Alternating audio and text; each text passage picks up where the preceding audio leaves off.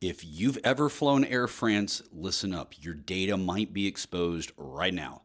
Threat actors are claiming that they found a vulnerability in Air France's systems that give them access to an administrative panel. And through that panel, they can extract over 2 million customer purchase records. We're talking about names, email addresses, phone numbers, Flying Blue loyalty program data, and booking details. Essentially, everything you handed over when you booked that last flight. This isn't a third-party breach like we saw at Air France and KLM last year. This time, attackers found a direct vulnerability in Air France's own systems, specifically an admin panel that shouldn't be accessible. I'm thinking cross-site request forgery anyway. But here's what makes this really scary. I mean, obviously, these sorts of panels are supposed to be locked down. If attackers can access administrative panels, they're operating with elevated privileges, meaning that they can see and extract data like an internal employee would. Now, Air France hasn't publicly confirmed the breach yet, but the claims are circulating on dark web forums where threat actors are trading this sort of stolen data. And given Air France's history, they had a breach through a Salesforce platform just 6 months ago. This is concerning. So if you've flown Air France in the last few years, here's what you need to do. 1, watch for phishing emails. Attackers now have your email address and purchase history. They can craft some pretty convincing fake booking confirmations or loyalty program scams. 2, change your Flying Blue password if you haven't recently. Even though financial data like credit cards reportedly isn't included, your loyalty account could be compromised. Now, 3, monitor your credit. I know, we say it all the time. Names, emails, and phone numbers are, well, they're perfect ingredients for identity theft. And 4, be skeptical of any future Air France communications coming to you asking to verify your account or click on any sort of suspicious links.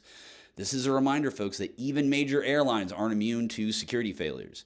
A vulnerability in an administrative panel should never happen. It's basic access control. Over 2 million people might be affected here, and, well, don't assume you're not one of them. Okay, moving on to our next story. 37.8 million people just had their data stolen, and most of them probably don't even know yet. Now, ManoMano, Europe's biggest home improvement e-commerce platform, just confirmed a massive data breach. A third-party customer service provider got hacked in January, and attackers were able to illegally extract personal data from 37.8 million customers. I mean, that's not a typo, folks. That's nearly 38 million people. All right, ManoMano operates across France, Spain, Italy, Germany, Belgium, and the UK. So if you've ever ordered tools, furniture, or DIY supplies from them, yeah, your data is likely compromised. So here's what was stolen: names, email addresses, phone numbers, delivery addresses, and order history. While ManoMano says payment data like credit card numbers weren't included, that's not entirely all that comforting. I mean, attackers basically have everything else that they need, Details of the breach show that ManoMano didn't get hacked directly. Their third-party customer service provider did. This is essentially what we all call a supply chain attack. And here's the kicker, okay? The attack happened in January. And it's now February. That means attackers have had weeks to use this data before customers were even notified. Yeah, with 37.8 million records, this is one of Europe's biggest data breaches so far 2026. For scale, that's roughly the population of California and Texas combined. So yeah, if you've ever shopped at ManoMano, here's what you need to do. 1, expect phishing emails, okay? Attackers can now send you fake order confirmations, delivery notifications, or customer service messages that look like completely legitimate, okay? It's because they have your order history. Now 2, watch out for smishing attacks. That's phishing via SMS or text message. They have your phone number, so expect suspicious texts claiming to be from ManoMano or delivery services. Moving on, 3, never click any email links claiming to be from ManoMano right now, okay? Go directly to their website instead. And 4, monitor your accounts. Even without credit card data, your name, address, and purchase history can all be used for targeted scams, okay? This breach is a perfect example of why third-party risk management really matters. Companies are only secure as their least secure vendor. And when that vendor gets compromised, millions of customers pay the price. 37.8 million people to be precise.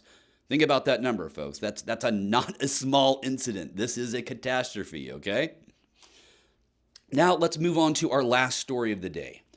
Ransomware just took down a major US payment processor, and if you tried to pay with a card this weekend at certain businesses, you might have experienced it firsthand. BridgePay, a payment gateway and solutions provider, confirmed yesterday that they've been hit with a ransomware attack. Key systems went offline starting Friday, and we're now in day 3 of a nationwide outage. So what does BridgePay do exactly? Well, they process payments for restaurants, retailers, and businesses across the country. When their systems go down, those businesses can't process credit card transactions. No swiping, no tapping, and if the staff can't whip out their knuckle busters quick enough, sorry folks, it's just going to be cash only. This is what makes ransomware so devastating, folks. It's not just about stealing the data. It's about bringing critical operations to a grinding standstill. They do that to drive urgency so that they're more inclined to pay. Now, BridgePay's status page has been updating customers about intermittent service disruptions affecting their gateway, virtual terminal, and reporting, and their API. But hey, let's call a spade what a spade is. The systems are down because ransom operators encrypted them, okay? Here's the typical playbook, folks. Attackers break in, steal data, encrypt everything, and then demand ransom. Pay up or lose access to your systems. And if you pay, there's still no guarantee that they'll decrypt everything or they won't leak your data on the dark web anyway. Yeah, BridgePay is trying to restore services, but ransomware recovery isn't quick. You can't just flip a switch back on and get everything back. You have to isolate the infected systems, clean them, and restore from backups if you have them. And then you have to rebuild the infrastructure on top of all that. All while your customers are losing money and faith in you every second. And remember, this is a payment processor, folks. That means they handle sensitive financial data. If attackers stole customer payment information before encrypting the systems, we could be looking at a really nasty data breach on top of a ransomware attack. Yeah, this incident really highlights why payment security matters, right? BridgePay is supposed to be PCI DSS compliant. That's, the whole payment card industry standard. But compliance does not equal security. I'm going to repeat that again. Compliance does not equal security. Attackers still found a way in. So if you're a business using BridgePay, you're probably scrambling right now to find alternative payment processing. And if you're a customer at a business that uses them, you might want to just keep some cash on hand for the weekend, okay?